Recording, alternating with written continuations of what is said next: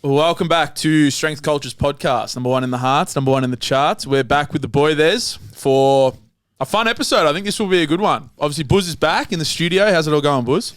It's going all right. It's going all right. I feel like after 2 years of lockdown, 2 shoulder surgeries and a bunch of other injuries, I am mentally equipped. You're an alpha at home. Oh, man. I am peaking mentally at the moment. So it's good. It's good. I've got enough work to do to keep me fulfilled. The first 2 weeks I was like, felt fucking useless. I was just lying down in the corner. Can you go get me water bottle? Hey, give me this. But every time I'd ask, it'd be like internal dialogue for 2 minutes. Like, how do I ask this without being a pathetic cunt? But the end result was always I was fucking pathetic. And I just walk around. It's like Nikita will be doing stuff, and I'm just like lying down. It's like I'm useless. The best was I just yell out I'm useless regularly and those affirmations. Yeah, I just needed her to just validate me. No, you're not. It's all right. You're injured. Like, yeah, it's all right. It's all right. What's a day look like? What are you doing? I'm back. I've got my Google Calendar laid out. I wake up either between sometimes like a lot of it was just I'd set an alarm, but I'd wake up an hour and a half before it because I couldn't sleep. But now it's 6 a.m. Get in and just get straight to the laptop, work, and then that's it. Yeah, that's it. That's it. I'm work till 10 and then pack it up. Yeah, that's it. Done. It's funny. There's sometimes it's a water bottle now. Sometimes I walk around. I got this like 2.2 litre water bottle, but the strap's like broken off. So I'll get the strap in my mouth and I'll walk around with. I'll crutch around the water bottle. Yeah. So they've got like 2 litres of water just like perturbating me. Like how's your jaw strength? Yeah. My jaw strength is there. Is there? Man, it's there. But she looks at me like, fuck, you're an idiot. And just grabs the bottle, does it for me anyway. So now I've worked my way out how to get a request without explicitly asking for something. You just look pathetic. Look pathetic. Yeah, you feel sorry for you. That's a classic move when you're living at home with your parents and you're trying to like do the ironing or something and mum's just like, fucking, I'll do it. Yeah, no, that's exactly it. So I've worked it out. I sound like a peak manipulator at the moment, but that's my lifestyle. Yeah, you got to do what you got to do, mate. Yeah, but I'm addicted to the cinema. The cinema? Yeah, what have you been watching? I watched all the gangster films. Yeah, I watched Godfather. Unbelievable. I enjoyed it. It really made me nostalgic of growing up as with the Italian family. Okay. Like the wedding scene at the start. I've started listening to Dean Martin again. How good? Like just classic. But the wedding scene and just the way they dress. Obviously, it's the era as well. Like my grandparents. You know how like you get to a point where you just sort of stay in that generation, like you're just stuck there. Like you don't keep up with the times. You just get a bit older. 100%. I feel like we're sort of going through it now. Like we need to make sure that we stay in touch with the younger lifter. That's the transition to TikTok, all that sort of stuff. Like we have to. Like we don't want to just be the 30-year-old strength coaches that just coach 30-year-olds. Like we want to keep going with the youth and stuff. But yeah, the way they dressed in that wedding scene, I was just like, this is my fucking nonna and nonnal. And you got some mafiosos in the film. Yeah. Fucking, just the way they greet each other, and so I was like, or the way they talk to each other. Have you watched Green Book?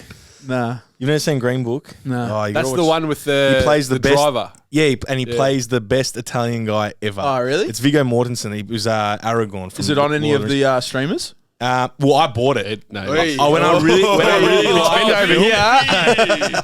like, I can lend it to you. I got on if you got a Blu-ray player. When I really like a Blu-ray film, Blu-ray. Blu-ray on fucking PlayStation. When I really like a film, I buy it. You buy it. I did that with Remember the Titans. I support it. And when I listen to a good audiobook, I buy it. Yeah, it's just one of those I'm big on ham on Amazon Prime. Yeah, because you can rent. You can rent them. You can rent. I'm big on like Rotten Tomatoes list. I'll find out like what's in the top 100 and then look at what streaming service has it. None of them have ever got the fucking good ones. So you just buy it. To Underground. So you go Rotten Tomatoes, not IMDb. No, but Rotten Tomatoes has got an aggregate. There's a critic. Yeah. Can't always listen to critics because sometimes they're overly critical. That's true. And then there's an audience and it creates like you can have a look at both. Nice. Whereas IMDb is just straight up. But I've been watching some foreign films. Oh, really? Yeah, going hard. City of Gods. If anyone gets it. You need Dave Bissett. He's a fucking guy. I've been meaning to speak to him because I'm enjoying it. He's a big movie guy. For anyone, City of Gods, Brazilian film in the favelas. You know when you watch a movie and you're like, Like, is this real? Is this? I don't know how much of this is like dramatized for the cinema. The cinema. You gotta stretch out the A and the L in the film. But you watch this and you're just like, this is fucked, and I know this is real. It's brutal. The favelas is brutal. But yeah, that one, they just live on top of each other. It's actually like crazy. They do, and the cops make it worse. The place we stayed at in Sydney. Oh, we were in the favelas of bloody Bronte. That was the running joke, though. To get the place we stayed at was like, come to it? Yeah, I was there. To get in down, you got to go through these little pathways and like in this door, like you're walking through rocks. We're in one of the most affluent areas in Sydney. The beaches to a favela. Yeah, the beaches. No, it's but the way it's built, it's all stacked on top of each other and climbing down. We were with the lugging the suitcase in the dark, couldn't find the place. Favelas. No favela. We need to start going to art house film festivals. Art house films. Yeah. Oh, 100%. I don't even know where to start with that. Look, I went to. I don't know if we need to do that. No. It's your culture. We're cultured. It's in the name, you know? Like culture. Wasn't I cultured? I think saying we're cultured is one of those things. It's like, I'm not a racist. It's like, yeah, but we're cultured. We are it's one of those like labels you just gotta like. We're cultured. You get it if you're cultured, you know? It sort of just negates itself. 100%. It's like if you say I'm humble. Yeah, you can't. 100%. So we're not cultured. Huh? We're not cultured. We're trying to be. No, for anyone that trains, you go to the Astor Theatre on Chapel Street. Yeah. That was, I'd go there, sometimes back in the day, look fucking cultured and that. Can't fit in the seats. Oh, yeah, No, so bro, bad. they're so bad. I went to a comedy show in the city at one of those old theaters a few months ago, and I couldn't fit Viada. I couldn't fit in the seat. They're not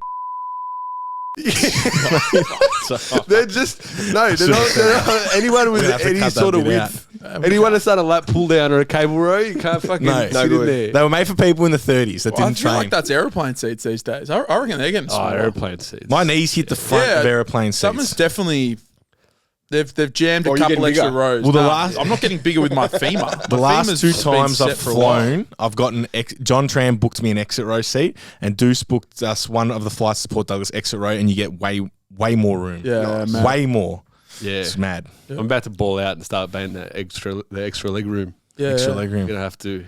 Extra leggy. Just checking in to say that the online mentorship, my personal online mentorship, is currently open for registration. If you're a young coach or somebody that's just looking to progress your understanding of both coaching systems and application, or business systems and the application of those, it kicks off on August 1st. First link in my personal bio. Also, if you have any questions related to it, don't hesitate to reach out to me personally. I'm happy to have a chat, and I'd love to see you in there. Thank you. Extra leggy. Yeah, big boys. Absolutely. All right, well, that's a good update there. Charles, you're what's going on with your coaching?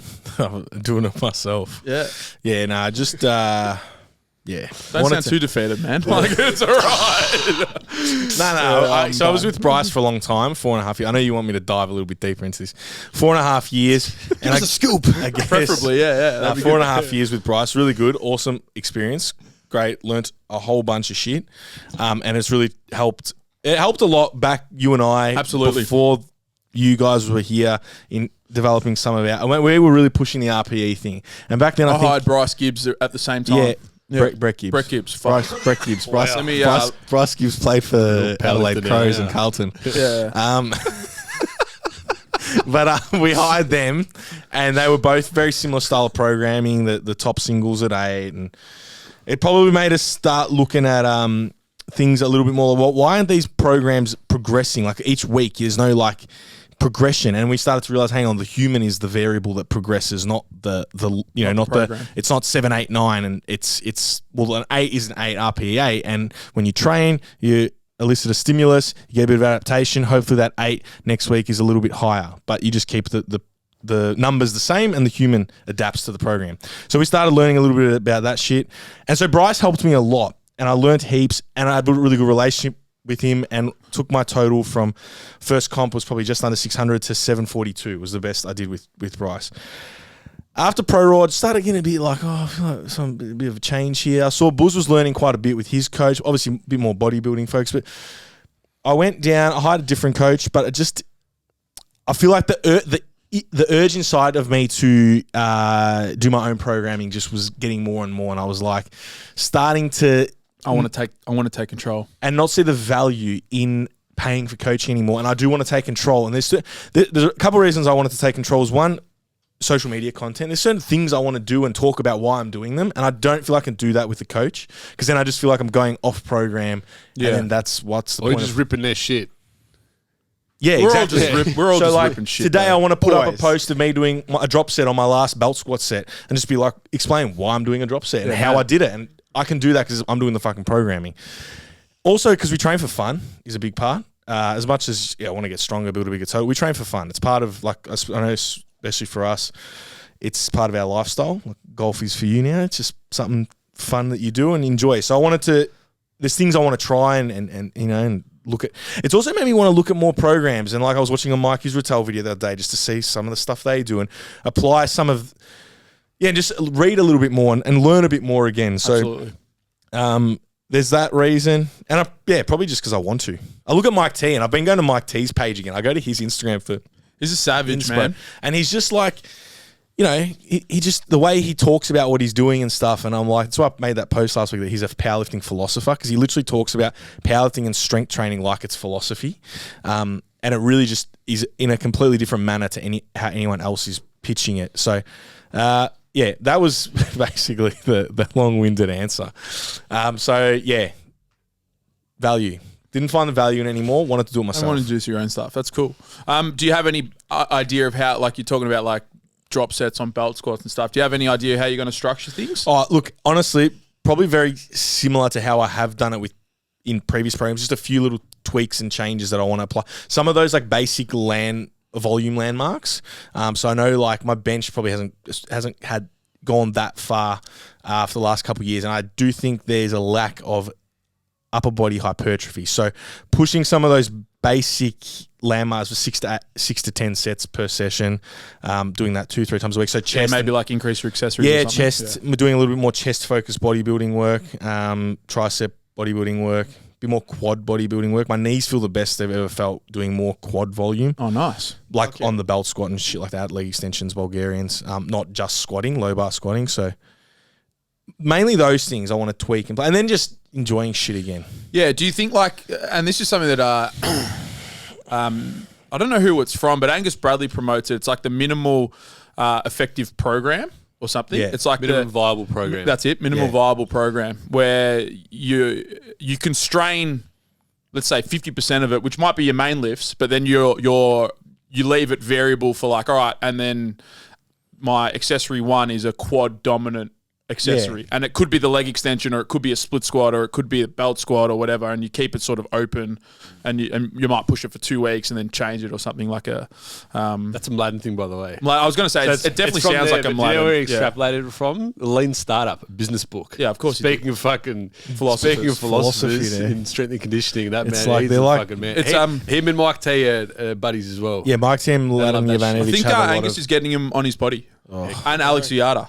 Crazy. Alex Viada, I've never the algorithm. I love the algorithm. I'm not. I've never seen shit. You know, exactly. Yeah. And then Angus sent me an answer. He was talking about monotremes on his bike. So he sits on his bike and he just sits there like a fucking gorilla riding this bike doing zone 2 cardio. And someone asked, why aren't platypus marsupials? And he went on like a 4-story. It was like he's rehearsed it, a 4-story rant about monotremes and animals that have eggs, and what it means to be a mammal, what it means to be a monotreme, what it means to be some other classification, and then why the platypus falls under that and not this.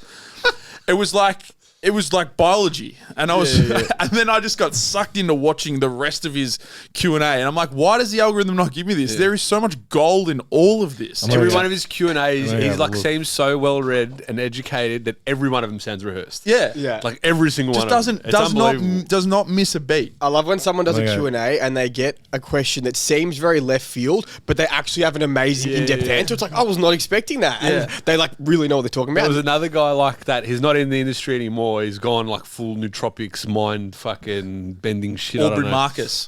He's still like very scientific, but he's the sort of guy that like jabs legal substances, sort of things. Like, what? Yeah. Are you talking about Aubrey Marcus or someone like legal else? substances? Protein. No, like nootropics and shit. Like legal nootropics, like jab it. Yeah, like carnitine.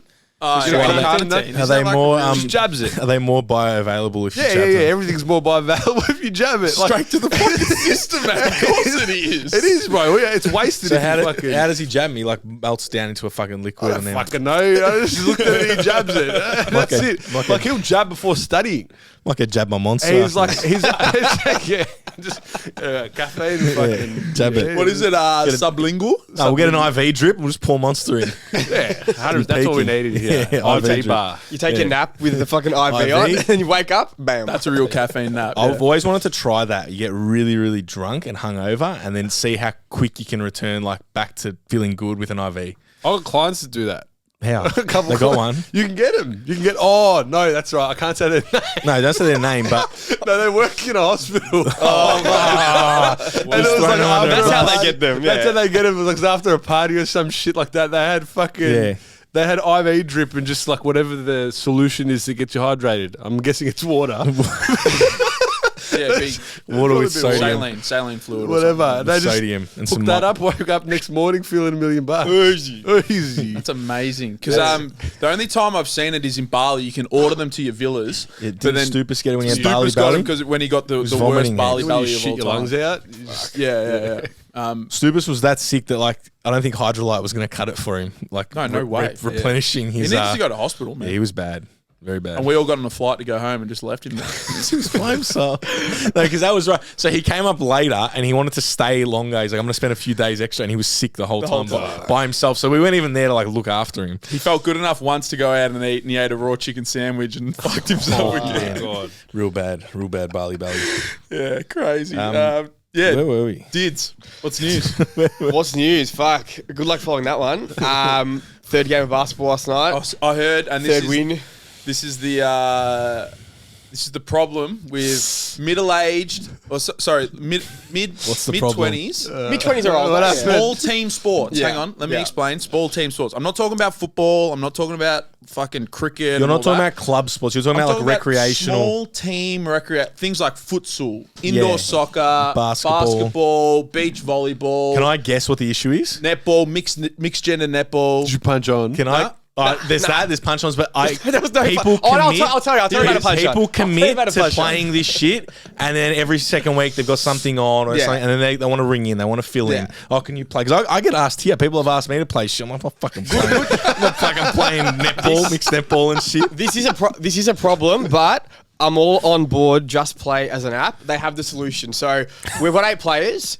Yeah. As of like yesterday morning, we were down to 6, so 1 sub, and then sometime in the afternoon we were down to 5, no sub. What were the reasons? And I'm messaging a friend. My friend Shay is messaging his friend to try and get someone. You were on Instagram. I was on Instagram. I need players. I need players, but without contacting us on the app with the amount of players, 2 random guys have been popped in. So Just Play finds you subs. Guys who used to play or who play it on other nights. They're like, the guys walked up. I'm like, did they just message you? He's like, yeah, they kind of harassed us to play. And they were fucking guns. And we won. Yeah, a couple internationals. Just come through fucking dunk on shit. No, they're actually great. So that was cool. They thing. found a solution because it's a business. There's people their job is to like set these teams up and run them. So we had 2 random guys in who used to be in a team, and we had 7 players and we had subs. So we had the Sunday night basketball team. Yeah. Chicago Feagles. Yeah.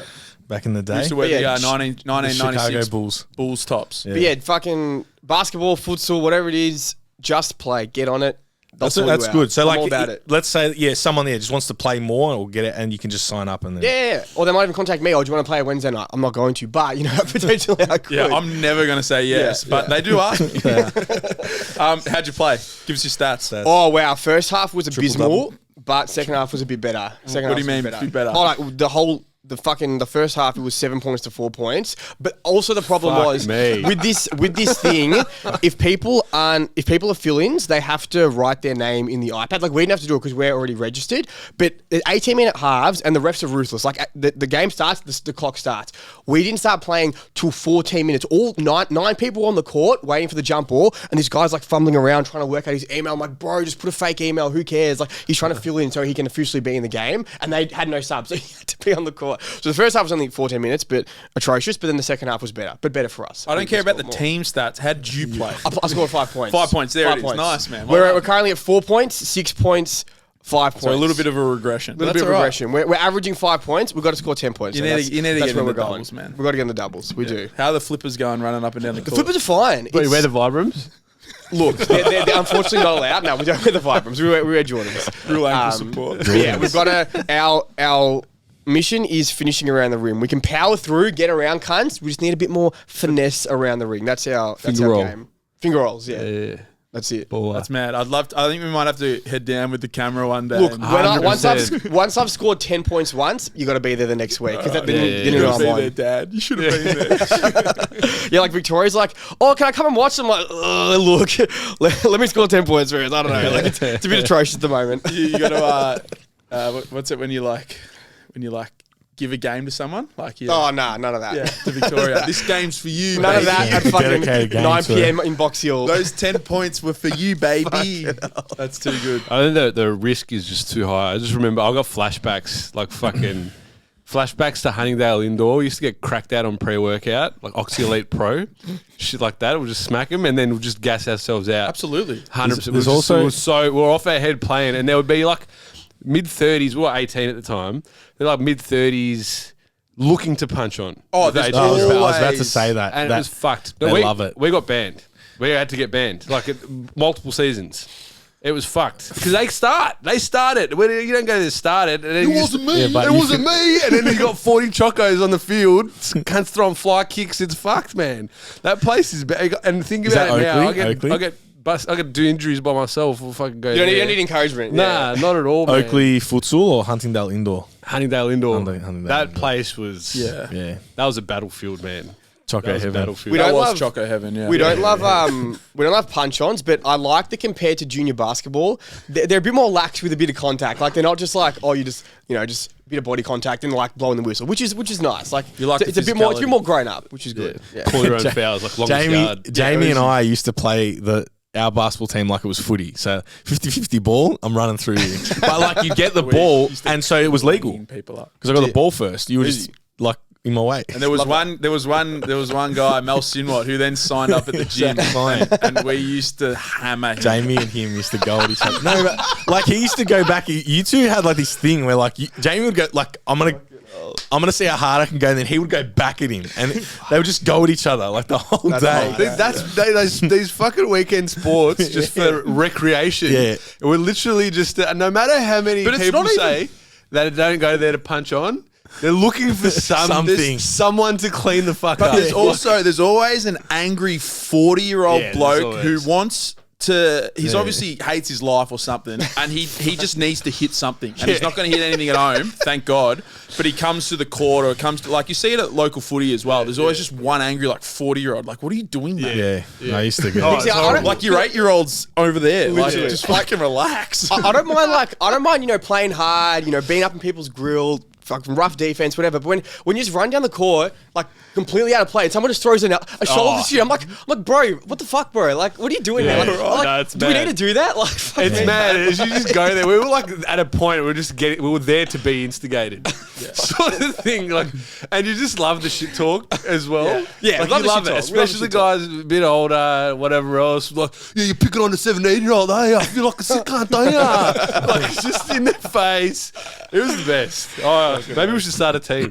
No, we should not. We should not. I'll go keeper. Easy. Yeah.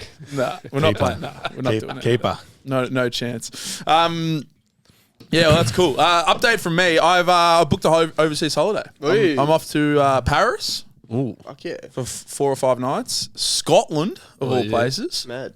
And then coming back through London for 20 days. You need to give us a bit of a scoop on Scotland, because I don't know a lot about it. I want to learn a bit about it. Make Scotch. Do they?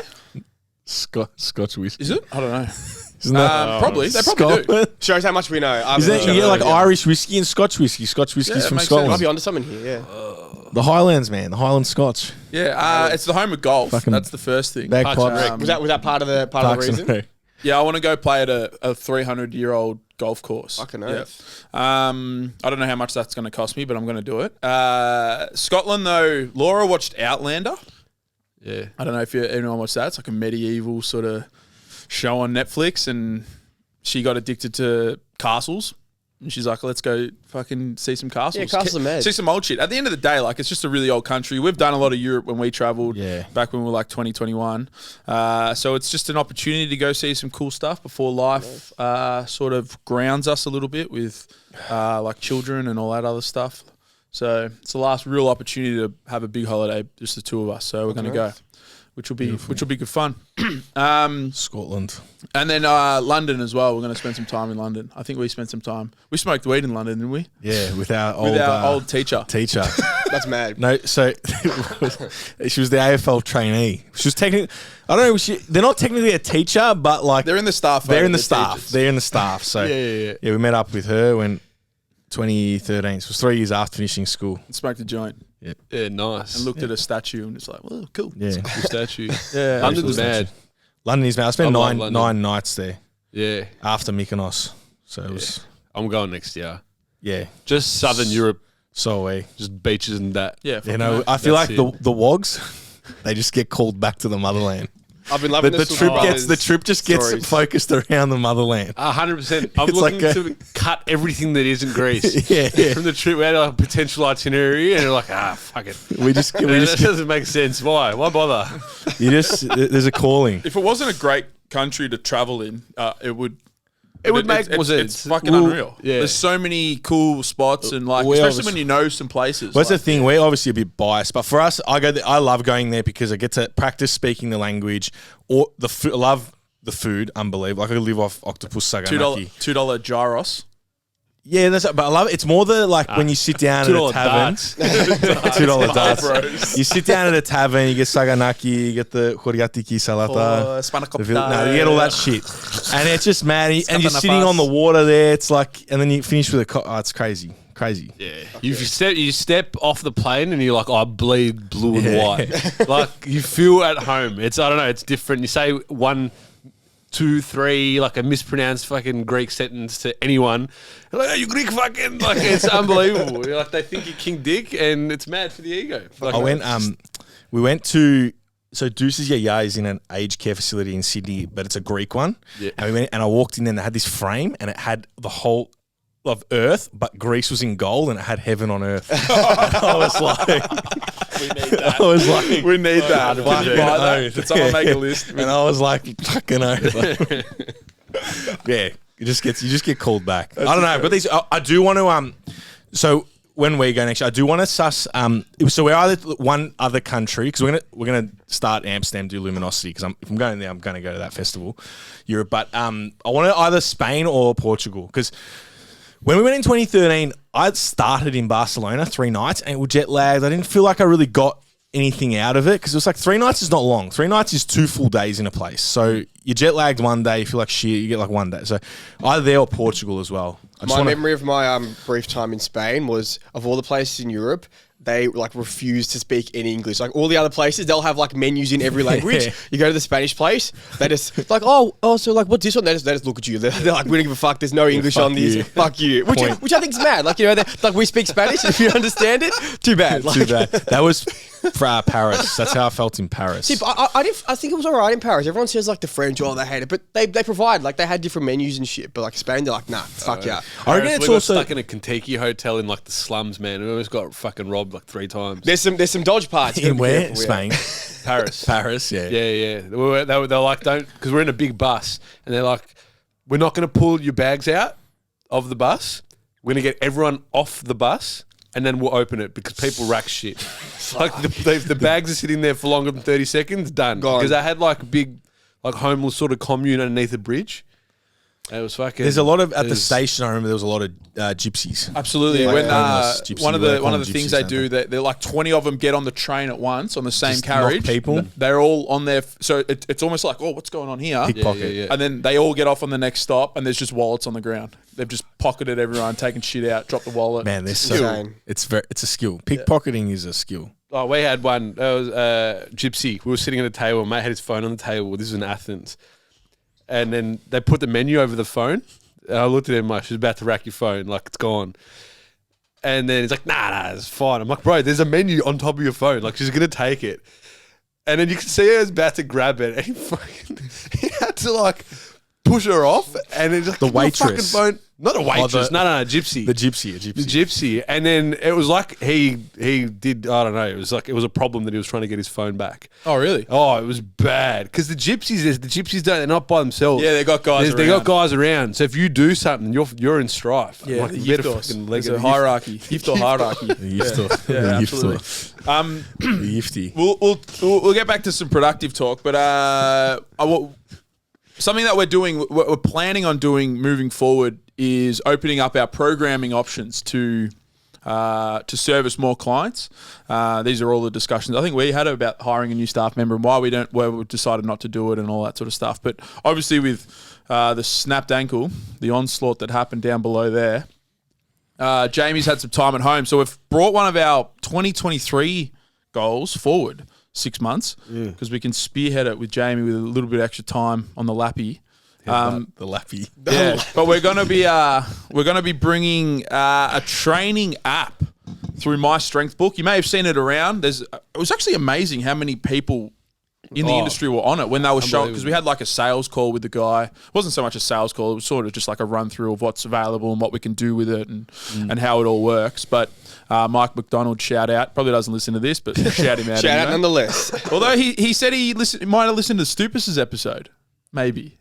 No, he knew Stupus because Stupus has got My Strength. Yeah, but I think he knew Stupus was on the potty, so maybe he does listen. If you do, Mike, reach out. Reach out, let us know. Shouts out. 5 stars though, yeah? Yeah, but like Larry Wheels was on it. Russ Wall, Australian strength coach, Thor.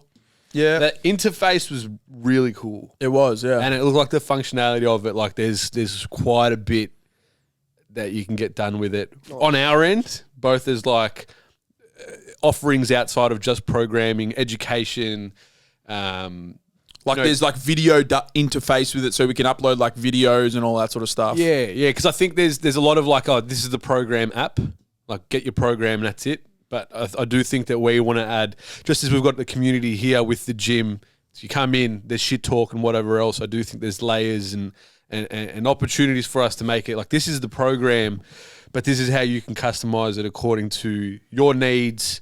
You can shit talk in a community with people that are like-minded and you can hopefully learn as well from us. Because we do want to, a lot of obviously our social media and stuff like that is shit talk and whatever else, which we love. But we see, like as coaching, it's education at the end of the day. Coaching is not just program writing, it is education. So I do think there's going to be a lot out and I'm looking forward to really putting it together. Yeah, I think I just want to add one more thing and then Charlie, you can go, is also, we're going to be involved with it as well. Like, it's not just going to be like a community that's set and forget. Like, we actually want to try and build this thing. And the Discord. Yeah, it's going to be on Discord. And I've moved our mentorship sort of group onto the Discord as well. So they've all started today and jumping in and introducing themselves and all that sort of stuff. So a lot of we're even going to have our current clients enter and start to build this thing out. We really want to start to take what we know this physical place is, and some of the online guys feel it and experience it as well. They get around each other on Instagram and all that. We really want to try and layer that into like an all-in-one. This is where the culture is as we sort of start to move into our new direction and phase 2. Our new phase. Our phase 2. The never-ending phase 2. Phase but 4. I'm really looking forward to it. I think it's going to be fucking cool.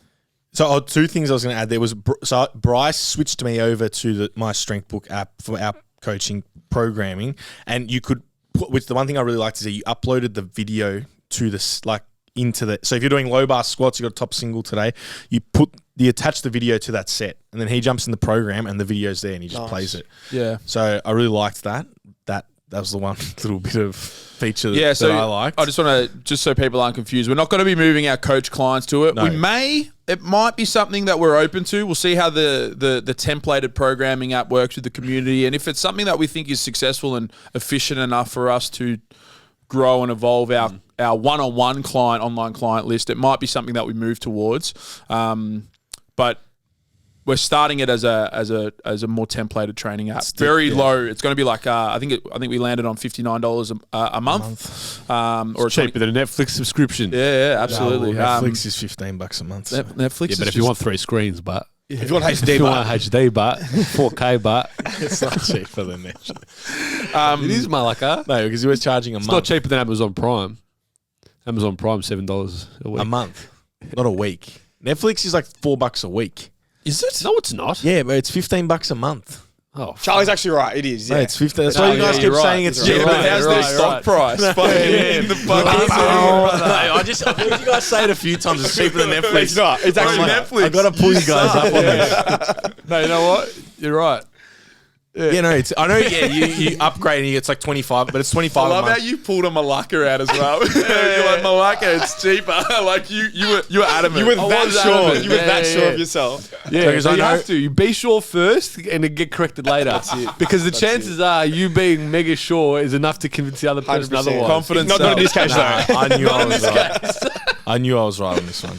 Yeah. I was like, Charlie, how? What do you mean? But it's a very affordable entry point into getting some form of one, not only obviously templated programming, but you get the community, access to the Discord, which will have access to the coaches. Some education so stuff. there's there's probably a market there for people that uni students, that obviously don't make a lot of money. They're studying, they work, they don't work a lot. So they can start to get involved if they do want to take their training to the next level without having to go and hire a, expensive coach. Just wanted to let you know that we have a bunch of online programs and webinars and resources available on the website. If you're a young coach looking to upskill, or if you're just looking to get involved with some of the things that we can offer that isn't coaching, they're available in the online resources tab on the website. You can also find the link through our Instagram bio. Absolutely. I think it's going to fill a really good space. Especially in Australia, I think there's a couple of people already doing it, but no one's pushing it hard. Yeah. Everything we do. You're going to push it hard? I'm going to push it hard. Push it hard, I want to. I actually want to Daniel. transition back to Netflix because I know me and you talked about it, but it was a good little segue just to a fun conversation. Is stand-up comedy. Andrew Schultz. Andrew Schultz. I am on the world's changing. I'm on the nuts of Andrew Schultz. The world's at the changing. moment. Absolutely. Don't you watch I it? think You do. Oh, you do. You got to buy it. You got to buy it quick. Yeah, it's like- what do you mean by it? 2 weeks he's only putting it up for. So you then don't know the it's not story. available. No. Let's tell tell me the story. when Let's does tell it the story. expire? Soon. The 1st of Soon. August. So Andrew Schultz had a Monday, Friday night. I'm busy. So you can watch it whenever. You've just got to buy it. You can watch it in fucking 2 weeks, a year. Let me just put it in my calendar. already busy. Bad luck. So you got to buy. So if You can watch it in 10 years from now. You just have to buy it now if you want it. That's it. Instant I'll buy replay it. forever. Lock it in. So the story, Future Malacca. Fuck, man. Changing the game. All right, the story with Andrew Schultz was in 2021 he sold his special, his new stand-up comedy special, to a streamer. We're assuming it's Netflix. He's never said it. He's never mentioned He the has name, yeah. other stuff on Netflix, Yep. and I'm going to say that they also, the backlash of the trans jokes Chappelle, with yeah. Chappelle Yeah. was the closer. That's what it was called. Apparently, was the start of them revoking some of the things that they said that he could talk about, because apparently they had come to his Well, that's show. the thing. They came and watched the show and it was all approved it. and it was all good, which is actually fucked. They actually saw it and like, yeah, no dramas, man. Like, bought it. actually bullshit. Bought it for $1 million. He put an extra $100,000 into it. $1.1 million. Is that the one? Schultz Saves America? No, it's not on Netflix. You got to buy it on his Moment website. House. You got to pay. I'm telling this story for you, Charles. Come on, Charles. I said Netflix, man. Just Google it today. What are you doing? Fucking hell. find it. now. Watch it, man. I got a busy schedule. Got to fucking get it in. Oh my God. So sells it again. We're assuming it's Netflix. $1 million. He puts an extra $100,000 in for an extra day of filming. $1.1 million. They film it all. They edit it all. And then they said, no, we got to change these jokes. There was some abortion jokes that they wanted changed. There was one about Ted Bundy, Which is actually amazing. it was actually so fucking funny. But Ted Bundy was the I think it Serial was killer. like the Serial 70s, serial or something, killer. or 70s, Yeah, or yeah, 60s. yeah. 70s, He was the handsome serial killer. Yeah. Had the charm. Yeah. Yeah. There was a really funny joke about that, which is obviously, and then there was something else, and they asked, oh, we're not putting this up with these jokes, and he said, well, fuck ya. I don't want my jokes edited. They obviously work. I've just been selling out tours for the last 18 months as they're filming this thing. Sold out Radio City Halls, sold out tour for a fucking year. Like literally America. just like hundreds of shows of this one piece of thing that he's building and creating. He calls it art. It is art. Everything's art in some fashion. But it's creative. Yeah. Creative. And he's like, this works. I'm selling tours. No one gives a shit. I'm not getting backlash. Like the jokes work. You're just worried. The audience likes it. Worried. Yeah, you're worried of what the backlash on Twitter is going to be and how it's going to affect your market. He's like, fuck yeah. And he bought it back. So he paid the $1 million to buy it back, so it became his property again. And then now he's selling tickets for 2 weeks. So you only got 2 weeks to buy the tickets. And he's made $3.6 million. That was like last week's figure. So it's like 3 times currently. He'll make probably 5 times the amount. How much is it? It's $15. About to So make another I looked 15. it up. He's had nearly 300,000 people buy it. Nuts. That's pretty hectic. That is crazy. What's it called? I'm interested in how, like, I've been thinking about, there's like Apple TV, like the production companies essentially, and they make it all. How do these movies make money just from views? Sure, do they get kickbacks from the subscription services or whatever else? It's pretty hectic. They're all production companies now. Yeah. And they just make shit. Because Netflix makes it's a Netflix got their own thing. film. Netflix originals, Netflix original film. Must be that many people. And there's some good are, the Hustle film that we watched with Adam was a great Sandler. film. Like that was a good film. That's theirs. Because the budgets on those films aren't like, it's not like $100,000. No, to make a feature film. You know what I mean? Millies, mate. That one Hustle. You look at it. There's no special effects. It's all but it's still no. But I mean, it's not like. What I'm trying to say is that they're a bit more budget films. No way. There's fucking heaps, I'm looking bro. at like you Compared go to like Marvel. the films that go out of the movies that like the whole thing special effects cost heaps. I assume. But they put out that many movies, fucking one movie CGI versus thousands of It's the movies volume. Netflix. It's the volume. Yeah. It's volume. I don't know. It's crazy. TV shows, full TV shows. Yeah. Full TV shows. Work full out how many movies. people are subscribed to Netflix. Yeah, we'll do the math Yeah, later. but how does it? I know what you mean. How does that disperse over so many different projects? Yeah, there's so many. Like, I don't know. It must get to a point where they just make no more money. I think Wasn't this the first year? No, as in like the initially maybe when you launch it, Yeah. they get a good percentage cut of what's Yeah, going on. But yeah, after like 6 months, it just goes into the Yeah, it's backlog, later. and they don't get in. They get like fucking whatever, very small percentage of. Have you seen speaking of comedy, have you seen the Ricky Gervais bit? So funny. The Ricky Gervais bit, I think it's the Golden Globes or whatever else. And it's like if you come up and you accept your award, it's like, do not say shit about your cause. He goes, don't say anything about your cause. Just leave it the fuck alone. He goes, because you guys are pretty much supporting sweatshops and Apple and whatever else. It's like, he goes, these guys fucking pretty much the most evil, and you'll work for them, so shut the fuck up. Yeah. No, it's so good. Ricky Gervais actually had a really good stand-up. I think it's like This Is Nature or something. Human nature. Nature. He had Human Nature and Super Nature. Yeah, the most recent one. That was fucking that's hilarious.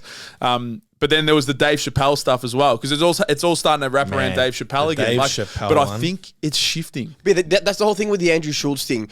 He's probably shown a lot of people, if you've built up an audience, you have fans, if you put out a quality product that people want, it doesn't matter what service is on, you put it out, people buy. And he literally, on the Joe Rogan podcast, he mentions that like, no one's heard of this website Moment House. Like, it's like no one's heard of it. But he's got 300,000 people to purchase it because people don't care about the service. People don't care about, censored jokes. People just want a good product. So the power of these streaming services or websites to control what you do is starting to fade because people don't care about that. People care about the end product. It doesn't matter where it is. Most people, because it's like, the fear of them saying something that's inappropriate or whatever. That's that very small percentage of people that will have the issue.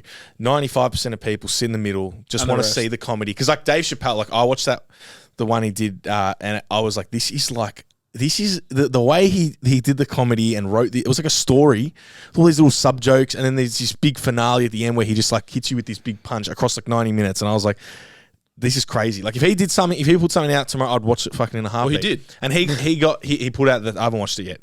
But You're too busy, man. Come on. Put that in the calendar. Didn't I say I wanted to Put that in the watch calendar. Didn't I say I wanted to watch it? Yeah, you did. I did. Yeah, Shoulda, coulda, woulda. Man, I'm busy. I'll watch it today. Man, I'm on a schedule. I'm busy. Grinding. I will watch it. Fuck Charles. Dave Chappelle's a sick cunt. He's unbelievable. But he did a speech for the school, his art school that he came up through when he was like 12 to 18 or whatever. And where he learned, man. Yeah, he learnt the skill set of being an artist, and he actually openly talks about. I'd highly recommend listening to it. But he openly talks about how like comedy is like this art form that you've got to craft and you've got to go and practice and come back and try things and see what the reaction's like, then go back and all of this. And he's like coming up at like 16 doing clubs or whatever because he's got a crazy career. And then they've given him like a theatre. What are we saying? Auditorium. Theatre. He's like, no, don't call it the Dave Chappelle theatre. He's like, call it the theatre for free speech or whatever. He's that's like, awesome. That's what I'm pushing for. And he makes a call and he says, and I really like this one line, and he said, the fact that you tell me I can't talk about it is the reason I have to talk about it. He's like, it doesn't matter who we're trying to protect or any of that. As soon as you tell me that I can no longer speak about that, that is where it becomes my imperative to speak about that and make those jokes and push in that direction, because we have to have this open thing. I think it's changing. The cancel culture. I feel like we've talked about it before, like, maybe 10, 15 years ago, like you could make certain jokes and it's changed and there's that pressure. But at some point it's got to hit a turning point where people are like, nah, enough's enough, fuck this, and it's going to do a backflip. And I think we'll come towards that at least to some point. I'm looking forward to when it goes back to the middle, because right now I watch a lot of the stand-up pieces, no matter who it is, Ricky Gervais, even like I can't really watch Jimmy Carr. I feel like some of it is so it's all right now like to spit in the face of cancel culture. Which is, you don't want that either. So it's swung so far the other way that it's almost like that's all they talk about. It's like jokes for shock value, and I'm like like the subtlety sometimes is what makes it fucking hilarious. Like that's what. But now, like I get what sort of has to happen. Like it's got to be one extreme, the other extreme for it to come back in the middle. But as a viewer experience right now, I'm like I get over it. Like some of them, it's like, all right, that was like shocking, almost for the sake of shocking. You know, I fucking love Norm Macdonald though. Side doesn't even not even my point. If you don't watch Norm Macdonald, watch him. He's the fucking best. Fucking oath. Talking about delivery and structure of anything, set up, the way he talks, he mispronounces words on purpose. Like his whole thing. This guy's like well read, fucking reads old school Russian literature, shit like that. But his thing is. His thing is like no one likes anyone smarter than him. He goes, be the dumb guy. He's like, if you're a fucking comedian, don't be a political commentator. It's like, you suck. Like, just leave it. He's like, just be the idiot. No one likes anyone smarter. And I love that. It's so funny. He just purposely, it's just everything about it is so well thought out, but it looks like it's not. Yeah. You know what I mean? He's great. He's great. He told that joke, the one, you made me watch he took like one of those like little kid jokes and he turned it into a 5-minute joke. Yeah, he just runs and he runs with it. And they're like, how'd you come up with that? He's like, well, this is the joke. It's like one of those jokes you tell a 5-year-old. Something about it was like a bee does this or whatever. It was like literally a 10-word joke. And he just went and took that joke and made it go for 5 minutes long and started telling all these side stories about, and then comes back to the punchline. On live TV. So he goes to Conan, he's like, oh, today said, well, have you got another bit? You got another bit? And he's like, oh, how long's that for? I've not prepared any. I've got nothing there. And he's like, oh, it's about 6 minutes. So he told the joke, which is this punchline. It's a 15 to 20 second joke, and he dragged it out for 6 minutes. 6 minutes, and everyone's like, "What the fuck is going on?" And just everything about it is just hilarious. That's why I generally like, if there's a comedian I like their podcast more than I like their stand up, because obviously, stand-up's great. They've refined it down, and it's all kind of prepared and planned. And yeah, there's some crowd work, but often that's kind of prepared. Whereas with a podcast, it's raw. The other guest might say something. The person they've brought on as a guest will say something, and in the moment, they just have to be funny. And without fail, I always find that more funny than fucking. Yeah. That's the true skill. If you can just in the moment just throw something out and it's completely left field and no one saw it coming, that's what I think. The comics on talk shows, which is the same thing. So yeah, literally like Norm and like Bill Burr on Conan. Because Conan's a fucking, like, it's the art of conversation, letting someone talk, but also not cutting them off. Like, Jimmy Fallon doesn't let someone come in with a proper punchline because he'll interrupt or he'll stretch his laugh out too long. So it fucks with the conversation. Whereas Conan, he knows how to, like, push and prod them in the direction where they set the joke up even better. But like if you get the chance, Norm Macdonald or Bill Burr on them, because they're just like, I don't know. It seems like, again, it's conversational, but it seems like it's fucking art compared to it. No, the way they set everything up, it's unreal. They think about they think about pauses. They think about like the delivery, the timing, the specific words they use. Like they'll say something to set up you to say something. Yeah, you know what I mean. Like you don't. It's insane. It's amazing. I love stand-up comedy. I'm slowly becoming like a consumer of like a lot more of it and enjoying more of it. What do you mean slowly becoming? No, like I am. I'm really interested in it. I'm really interested in comedy as like it's an art form. It really is. An art form. And I think it was Andrew Schultz's podcast that drove me to it. I've been listening to that for like 6 months now, and I'm like, I just love what these guys are doing. We just want to say thank you for checking out the podcast. We really appreciate the support. The only reason it is growing is because of our loyal listeners. If you could help us out, leave us 5 stars on Spotify, share it with a friend, and keep checking it out so we can continue to grow to more eyes and ears. Cheers. But also, I get a lot of not motivation, like inspiration from how they're doing things. Like I think something that he said, and this is something that like with our seminars and stuff, if we're gonna bring them back, he's like, the content of a comedy show, people know they're going to come and laugh, but he's like, what about all the other stuff around it that makes it like an experience that when you rock up, and he's like, he said it as a passing comment, but he's like, we've got t-shirt cannons at a comedy show.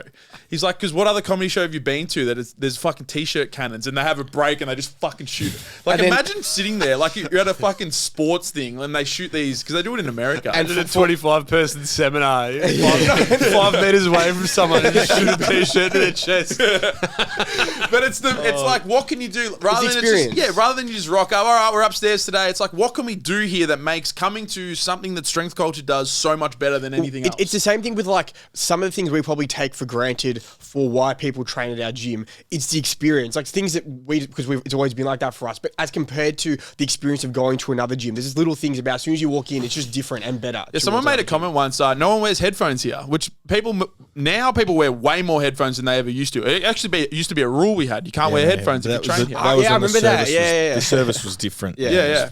And someone walked in someone did a casual, like, no one wears headphones here. Everyone just talks. I'm like, yeah, they do. Everyone just sort of still. They say that about now. Yeah. Still like a few people do chuck headphones on, but yeah, majority they'll throw them off, or they'll wear them for the set and then throw them off in between sets. Yeah, it's cool. So yeah, I'm a big fan of stand-up comedy. I'm really enjoying it. I'm thoroughly enjoying it. Get Andrew Schultz. I'm gonna get it. I'm up. I'm here. Charles, fucking ready. You can find it. It's just go. Don't tell me what it's called. Just go to Andrew Schultz's website, Instagram. You'll find it. This one here, $14.50. Oh, Heavy's Gym. Crazy. That's a mad t-shirt. It's a good t-shirt. Yeah. The Heavies. The backstory of the Heavies is so fucking funny. That's not for this podcast. Maybe in the Patreon. But the Heavies, the running Heavies joke on all of their content is so funny. The best. But we'll wrap it up there. If you're interested in coaching from one of the boys, let us know. Also, keep your eyes out for the app. We're probably, I reckon, about a month. We'll be up and running with that, so keep an eye out for that if you're interested in some getting involved with us in our coaching, but obviously not diving straight into one-on-one coaching with the online format that we currently offer. Other than that, we'll see you next week. Thank you. Duck it easy. Oh, one last thing. Make sure you go and watch the most recent 2 videos on YouTube. Didier did one about why he quit powerlifting, and then Charlie did one about fried chicken in the car park of Clayton Library. I can't believe you left in the last 2 minutes of us just talking about the video. I was watching. Did you watch it? No, you won't be able to because of the ASMR. Oh yeah, my biggest pet peeve is lip slapping. I can't listen to anyone chew. I am actually impressed with how much that little microphone picks up. Oh, well, that's what its job is. No, but like we've always joked, because you see the ASMR guys have like 10 microphones around them, and we've always joked about doing ASMR videos, but that one little lapel mic picked up heaps. So I reckon we get like 3 going. Like one like on your nose. Right there. But yeah, they're one takes. There's not a single edit. We've purposely not done an edit just to see what happens. Didier's went hard. Let us know if you like the style of content. Hit 1,000 Maybe views. We'll try some comedy. 48 hours. But, Jamie's gonna do some stand up next week live on the podcast. We're done. But yeah, make sure you check out the new style of YouTube video that we're just filling in filling in spots for. I think they're good. They are great. We're just guys, watch our filler content, the Choco monologues. Great videos, but they're not the highly edited and all that sort of stuff. It's literally we're just filming raw talent. so we can focus on other areas of the bit. Like it's we're not answering one question. It's just screen presence. That's all it is. I think they're questions that are but they're questions that are very common questions that people ask a lot. Yours was great. What can I say? And yours was also really fucking good. Fried chicken. And we're going to do one now with you. With no your, pressure, your brother. Mindset. Hey, no pressure. Your mindset around fucking best. You're not all right, I used the wrong term. It's not filler content. Thanks for our lowest fans for watching our filler content.